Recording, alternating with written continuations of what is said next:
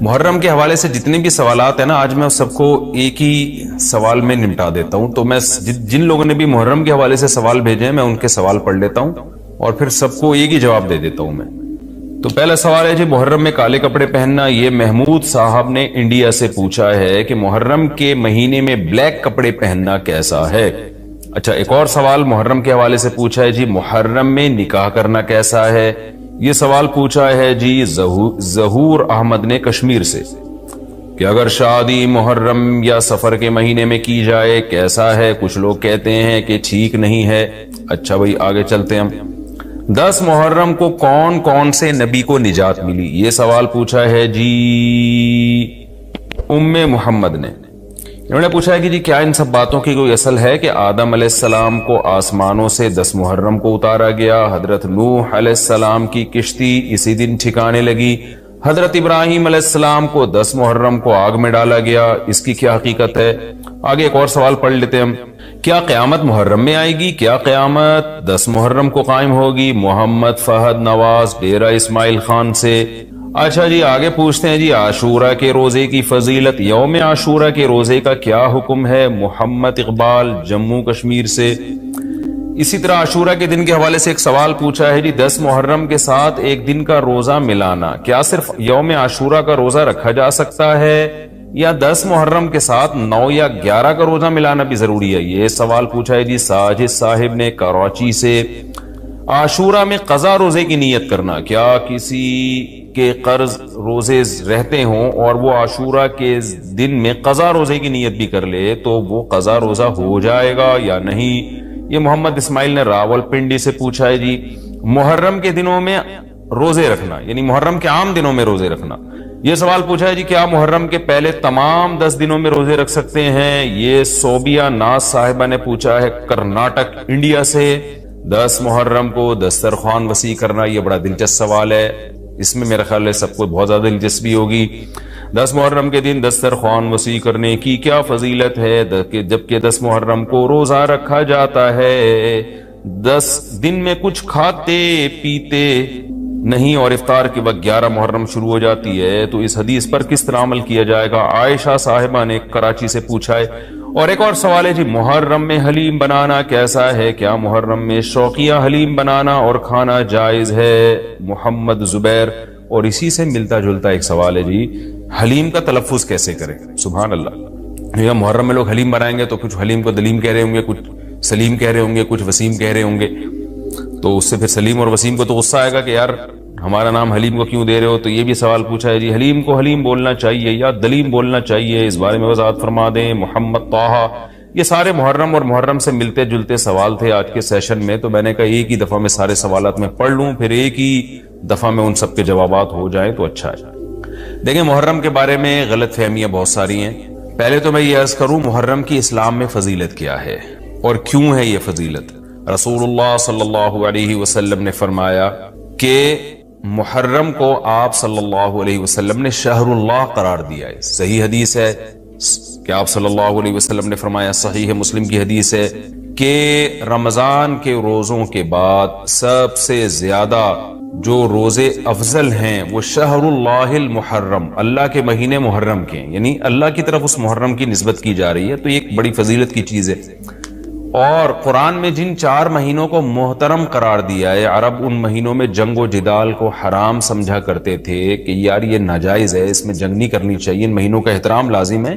ان میں 4 مہینوں میں محرم بھی ہے. محرم، رجب، ذی الحجہ، ذی قعدہ، ذی الحجہ، یہ 4 مہینے ہیں جو محترم ہے، لیکن ان میں پھر رجب بھی داخل ہے اور ذی قعدہ بھی اور ذی الحجہ بھی، تو یہ بھی ہے. اور 10 محرم کے روزے کی بڑی فضیلت ہے. آپ صلی اللہ علیہ وسلم نے فرمایا 1 سال کے گناہوں کی معافی کا ذریعہ بنتا ہے. لیکن آپ نے فرمایا کہ یہودیوں کی مشابہت نہ کرو، کیونکہ یہودی 1 روزہ رکھتے ہیں تو ہم 9، 10 یا 10، 11 2 روزے ملائیں گے. تو یہ محرم کی فضیلت ہے. اور یہ کیوں ہے اس کی ہمیں وجہ معلوم نہیں ہے. جیسے کسی نے ابھی بھائی نے سوال پوچھا نا ایک کہ اس میں کوئی واقعات ہوئے تھے، تو پہلے میں بتا دوں 10 محرم میں جب نبی صلی اللہ علیہ وسلم نے محرم کے مہینے کی یہ فضیلت بیان کی تو اس کو کسی واقعے کی بیس پہ بیان نہیں کی ہے. اس بارے میں جتنے واقعات ہمارے پاس منقول ہیں کہ آدم علیہ السلام جنت سے زمین پہ آئے تھے، یا قیامت آئے گی اس دن، یا یہ کہ اور پتہ نہیں کیا کیا ابراہیم علیہ السلام کو آگ میں ڈالا گیا، یہ سب من گھڑت ہیں، اس کی کوئی حقیقت نہیں ہے، موضوع روایتیں۔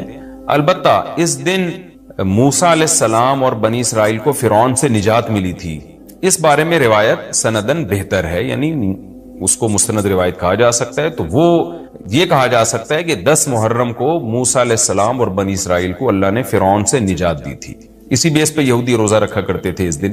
تو یہ روایت کے علاوہ باقی جتنے بھی واقعات ہیں سب من گھڑت ہیں۔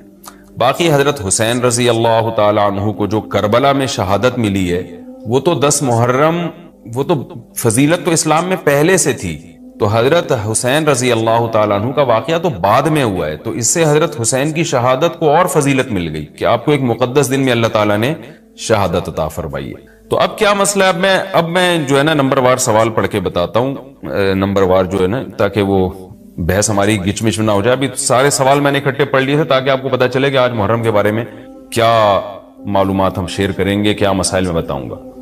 محرم میں کالے کپڑے پہننا، یہاں سے ہمارے سوالات شروع ہوئے تھے۔ محمود صاحب نے انڈیا سے پوچھا تھا، دیکھیں کالے کپڑے کسی بھی وقت پہنے جا سکتے ہیں، کالے کپڑے پہننے کے ناجائز ہونے کی ہمارے پاس کوئی دلیل نہیں ہے۔ سفید کو پسند کیا گیا ہے، نبی صلی اللہ علیہ وسلم نے فرمایا سب سے زیادہ پسندیدہ لباس وہ سفید ہے۔ کفنوا فیہا موتاکم، اپنے مردوں کو بھی اسی میں دفن کیا کرو، اس لیے سفید لباس کو آپ صلی اللہ علیہ وسلم نے افضل قرار دیا، اس میں پاکیزگی زیادہ ہے۔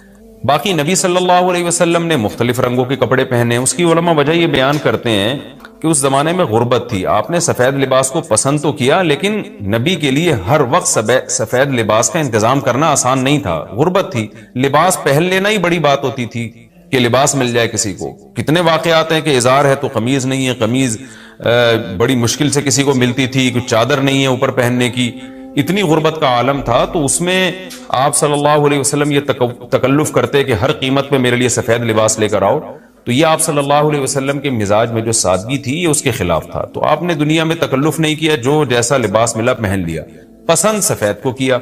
لہذا آج کیا ہے کہ آج اللہ نے لوگوں کو مالی وسعتیں دی ہیں، تو جو لوگ سفید لباس کا معمول بنا سکتے ہیں ان کے لیے افضل یہی ہے کہ وہ سفید لباس پہنا کریں، کیونکہ نبی صلی اللہ علیہ وسلم نے ہمیں اس کی ترغیب دی ہے۔ خود کیوں نہیں پہنا، اس میں تکلف تھا، یعنی پراپر انتظام کرنا مشکل تھا، تو جو آیا پہن لیا آپ صلی اللہ علیہ وسلم نے، کیونکہ ایک چیز مشکل ہے اس میں اتنا تکلف کرنا، یہ خود بھی تو نبی کے مزاج کے خلاف ہے۔ تو اس لیے ہم کہتے ہیں کہ بھئی جو ملے پہن لو، لیکن اگر لوگ آج کل تو لباسوں میں تکلف ویسے ہی بہت ہو رہا ہے، تو آپ نے جب سلوانے ہی ہیں، خریدنے ہی ہیں، تو سفید کو ترجیح دیں آپ، اس میں پاکیزگی زیادہ ہے، اس میں طہارت زیادہ ہے۔ آپ سفید لباس کے عادی ہو گئے، آپ سے کلر والا لباس پہنا نہیں جائے گا۔ میں نے تو 15-20 سال میں نے سفید لباس پہنا ہے، تو مجھے پتا ہے کہ پھر کلر والا لباس نہیں پہنا جاتا، سفید میں پاکیزگی اتنی ہے۔ اب میں پہنتا ہوں کلر والا لباس، وہ وجہ اس کی ہے کہ بعض دفعہ گھر والوں کا اصرار ہوتا ہے، بعض دفعہ کیمرے کی ریکوائرمنٹ ہوتی ہے، وہ کیمرہ سفید لباس کو کیچ نہیں کر پا رہا ہوتا، وہ کیمرہ مین کہہ رہا ہوتا ہے بھائی کوئی اور کلر، کوئی اور کپڑے پہن کے وغیرہ وغیرہ۔ تو خیر میرا عمل تو کوئی حجت نہیں ہے، لیکن افضل یہی ہے کہ سفید لباس کو ترجیح دی جائے، پہنا جائے۔ اور علماء صلحاء اکثر عموماً ہم نے دیکھا ہے کہ سفید لباسی کو ترجیح دیتے ہیں، کلر والا بھی جائز ہے لیکن بہتر یہ۔ تو محرم میں بھی سفید ہی ہے، سفر میں بھی سفید ہی ہے، ربیع الاول میں بھی سفید ہے، تو محرم میں سفید کے بالکل الٹ کر لینا، کالا پہن لینا، یہ تو بالکل سفید کے اپوزٹ ہو گیا نا۔ تو ہم یہ نہیں کہہ رہے کہ کالا لباس پہننا ناجائز ہے، لیکن آپ سفید سے اگر آپ نے یوٹن لیا بھی تھا تو گرے پہ آ جاتے، گرین پہ